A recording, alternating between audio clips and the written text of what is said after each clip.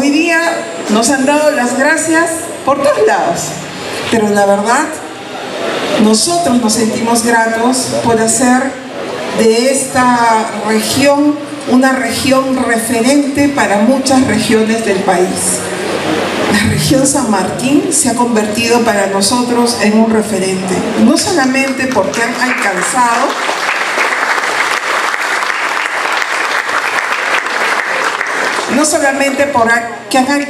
y han superado la meta de empadronamiento, y hoy día les voy a explicar cómo empieza toda esta historia, sino también por todo lo que vienen haciendo a favor de aquella población que vive con alguna condición de vulnerabilidad. Nuestros niños, nuestras niñas, nuestras personas adultas mayores, nuestras personas que viven con alguna condición de discapacidad, mujeres, jóvenes, adolescentes. La verdad que es un trabajo que nosotros estamos mirando a detalle para saber qué hace, a pesar de todo lo complejo que puede ser el contexto, ¿no? Hoy día han hablado del contexto político, del contexto económico, y a pesar de todo eso, ¿cómo hacer gestión? Gestión social, gestión pública, ¿cómo seguir avanzando? Entonces, ¿qué está haciendo San Martín, Tarapoto, Moyobamba, todos los distritos que están acá, que marca la diferencia? Eso es importante mirarlo, porque lo que ustedes hacen, eso se tiene que replicar también en otras regiones, ¿no? Y toda esta historia de esta campaña de empadronamiento empieza a fines del 2022. Y yo les voy a decir por qué.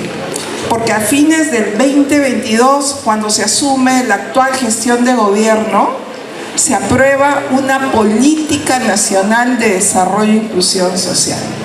Esta política no atiende directamente la pobreza, sino la exclusión social generada por la pobreza, pero durante todo el ciclo de vida de las personas, y aterriza en servicios que debe recibir toda persona que vive en condición de pobreza, pobreza extrema y o vulnerabilidad.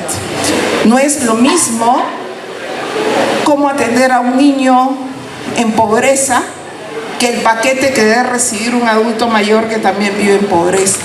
Entonces nosotros desde esa época ya veníamos pensando, el Perú ahorita viene saliendo todavía de estos efectos negativos de la pandemia por el COVID-19, que hizo que se pierdan más de 2 millones de empleos, que hizo que nuestra economía también esté en rojo, no solamente por la pandemia. Recordarán ustedes en marzo del 2023 las diferentes movilizaciones sociales, los efectos por las emergencias climatológicas, todo eso iban sumando, y encima el 2023 terminamos con mayor pobreza por todo esto. Miren, hasta la guerra de Rusia y Ucrania nos afectó.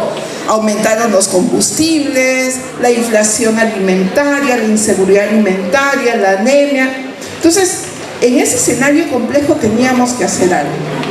Teníamos que mirar quiénes de verdad vivían en esa condición de pobreza y extrema pobreza. ¿Qué significa ser pobre? Que no tiene ni siquiera de lo que nos mide como el INEGI, a través de una encuesta llamada Lenao, dice que aquel que es pobre no tiene los recursos mínimos para atender sus necesidades de alimentación y de no alimentos, o sea, servicios, combustible, ¿no? Y aquel que es pobre extremo ni siquiera tiene los recursos mínimos para cubrir sus alimentos. Entonces decíamos, ¿y dónde están esos pobres? Porque una encuesta no te dice quiénes son, ¿no es cierto? Había la necesidad de identificar, tocar las puertas del hogar y poder empadronar a las personas y ver de verdad quiénes necesitaban de la protección social del Estado, aquellos en pobreza, pobreza extrema. Y también decíamos, pero la pobreza no solamente es un tema de recursos, la pobreza es una condición que se genera porque las personas no reciben todos los servicios que deberían recibir, que son parte de sus derechos. Estoy hablando de una vivienda decente, los servicios de educación, los servicios de salud, en general empleo, ¿no? Entonces, conectividad, el transporte, la seguridad. Entonces son varias dimensiones que teníamos que mirar. Entonces ya no solamente estamos enfocados a ver quiénes no cuentan con recursos, sino quiénes, por no recibir todos esos servicios y que se convierten en barreras, entonces son pobres multidimensionales, ¿no? Lo primero que hicimos, ya sabemos, hay que identificar, saber quiénes son, dónde están, dónde viven y en qué condiciones están. Pero ¿cómo íbamos a hacer eso si quienes están a cargo del inicio del empadronamiento, que son los gobiernos locales, no tienen los recursos suficientes para eso? Entonces, ¿a quién teníamos que tocarle la puerta? ¿A quién teníamos que tocarle la puerta para que los alcaldes reciban recursos? Al Ministerio de Economía y Finanzas. Y le dijimos, si ustedes pueden invertir en estas grandes ciudades que tienen mayor concentración de pobres, según lo que nos dice el INEGI, y darles recursos para que puedan contratar personas y vayan a buscar a esas familias, entonces, ¿qué vamos a tener? Vamos a reconocer dónde es que están. Ustedes van a saber cuál es la brecha para atender la ampliación de cobertura de los programas sociales. Se va a evitar las filtraciones, es decir, persona que no es pobre ni pobre extrema no debería estar en los programas. Y además, esta herramienta se va a convertir en una herramienta de planificación.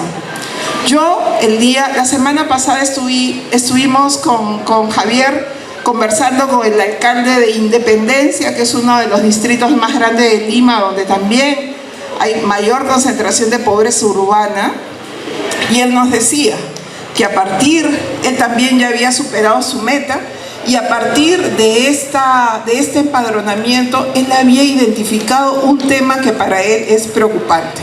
Y se refiere a la salud mental, a las condiciones de los niños, y había podido identificar que en su distrito tenía más de 100 niños que tenían el trastorno de espectro autista.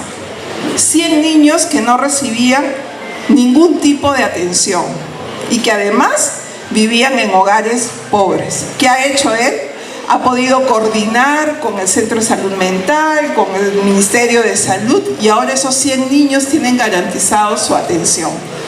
Simplemente por hacer lo correcto. ¿Y qué es hacer lo correcto? Tomar esto con seriedad, con respeto por las personas y en un trabajo muy articulado entre el MIDIS y los gobiernos locales, regionales,